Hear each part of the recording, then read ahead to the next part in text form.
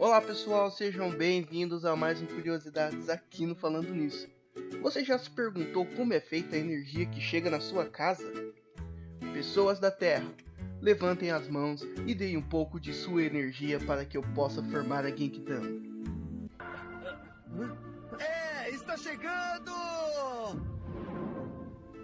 Se você entendeu a referência, meus parabéns, você teve uma ótima infância.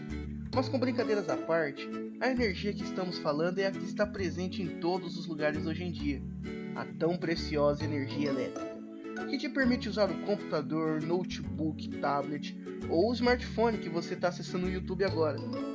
Como a informação nunca é demais, nós aqui do Falando Nisso trouxemos para vocês, resumidamente, o processo de captação de energia. Antes de começar, vale lembrar o famoso físico Lavoisier, que disse: nada se cria, tudo se transforma. E isso tem tudo a ver com energia, então bora lá pro nosso vídeo.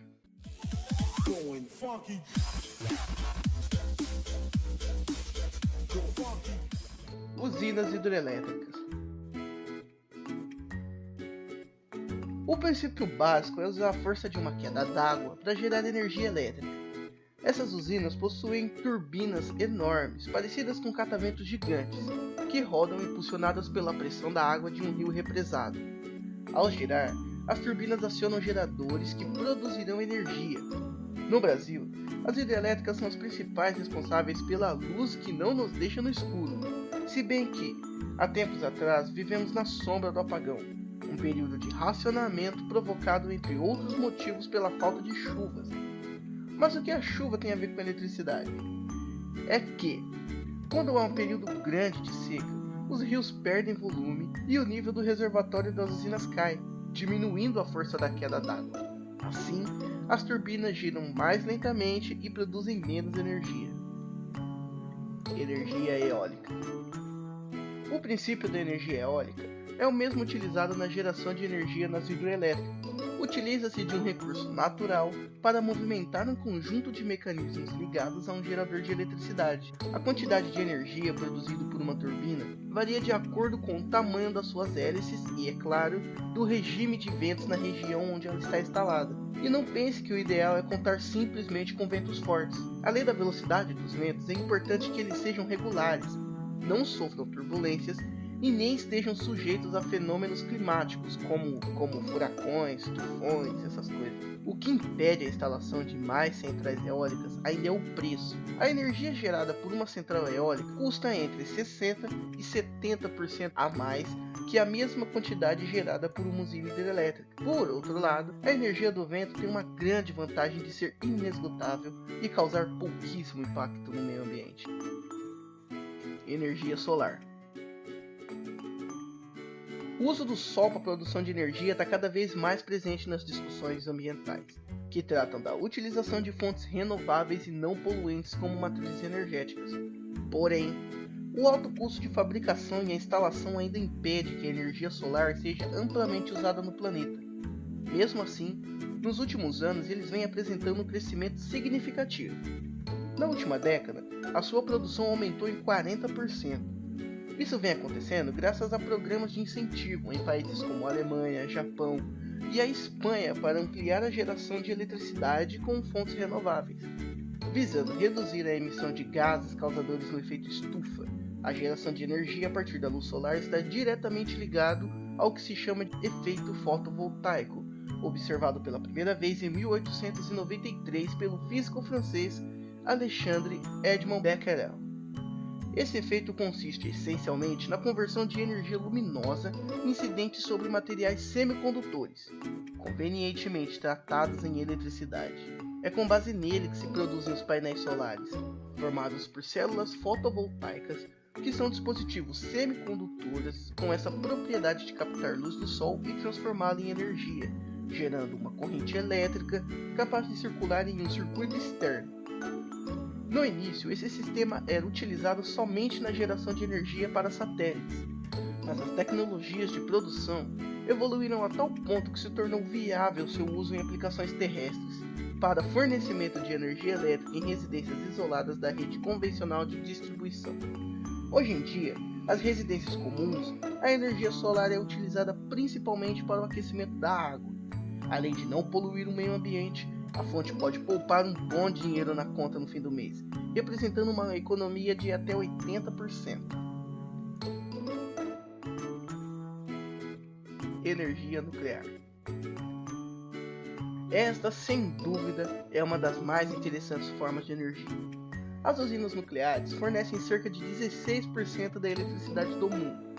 Alguns países dependem mais da energia nuclear para obter eletricidade do que outros.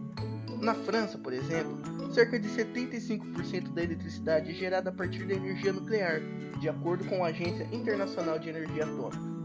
Nos Estados Unidos, a energia nuclear fornece 23% do total. No Brasil, menos de 3% da energia gerada tem origem de usinas nucleares de Angra dos Reis. Há mais de 400 usinas nucleares no mundo, sendo mais de 100 nos Estados Unidos.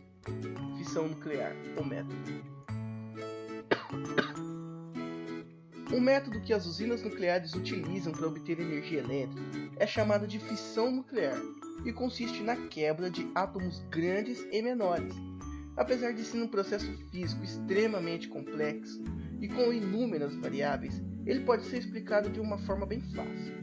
A fissão dos núcleos atômicos ocorre devido ao lançamento de um nêutron em alta velocidade no átomo, ou seja, partículas chamadas nêutrons são lançadas em direção a um átomo e o nêutron se funde ao núcleo deste átomo, causando um desequilíbrio no átomo.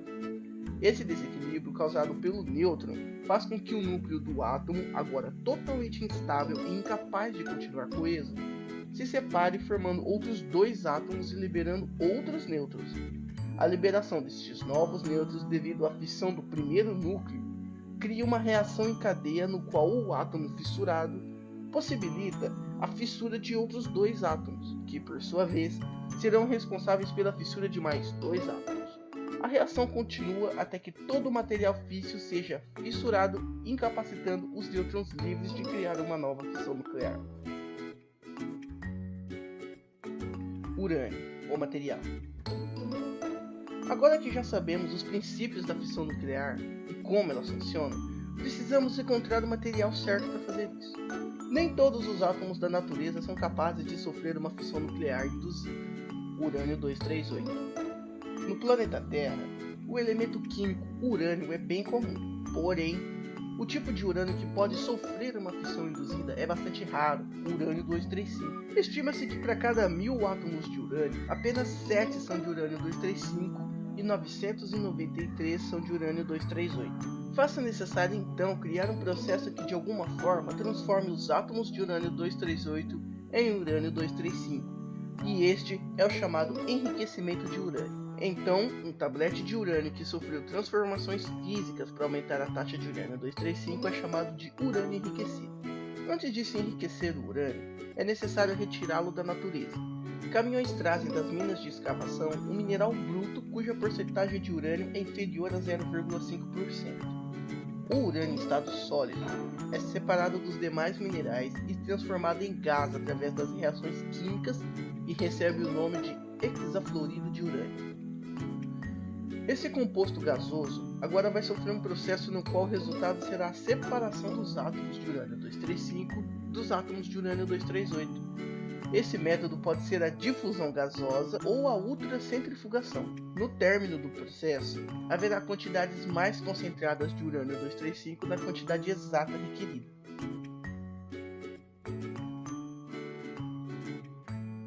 A produção de energia. Existem diversos tipos de usinas nucleares. Entretanto, o seu princípio é fundamentalmente o mesmo. As pastilhas, ou ainda varetas de urânio, são responsáveis por todo o processo de geração de energia. Ela se inicia com a reação nuclear de fissão, que gera um enorme volume de energia que tem como subproduto o calor. Esse calor será utilizado para aquecer grandes quantidades de água.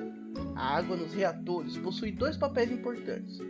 Por um lado, ela é responsável por girar uma turbina que, por sua vez, gira um gerador elétrico, que é o equipamento que cria energia elétrica. Por outro, é responsável por ajudar a controlar a temperatura da fissão. Caso contrário, o urânio poderia superaquecer e até mesmo derreter. O vapor da água passa pela turbina a temperaturas extremamente altas. Esse vapor resfriado por um sistema de troca de calor que pode ser líquidos ou gases refrigerantes com a finalidade de transformar o vapor em água líquida para que o ciclo continue. Usinas nucleares que possuem esse sistema podem operar em temperaturas muito altas, produzindo assim mais energia. Hastes de controle são introduzidas no sistema para, juntamente com a água, ajudar a controlar a temperatura do reator. Essas hastes possuem capacidade de absorver nêutrons, impedindo assim futuras quebras atômicas que desencadeariam, reduzindo, portanto, a temperatura do sistema. A quantidade de hastes depende de cálculos precisos feitos de acordo com o nível de urânio, capacidade de resfriamento da água e entre outros fatores. As turbinas, que são impulsionadas pelo vapor, giram rapidamente devido à pressão do gás que passa em alta velocidade, utilizando um princípio parecido com o utilizado por usinas hidroelétricas. As usinas nucleares transformam a energia cinética do gás em energia mecânica que gira as turbinas, que por sua vez vai gerar um gerador elétrico. Esse gerador irá criar a energia elétrica que será levada para as torres de transmissão e distribuída na rede de energia.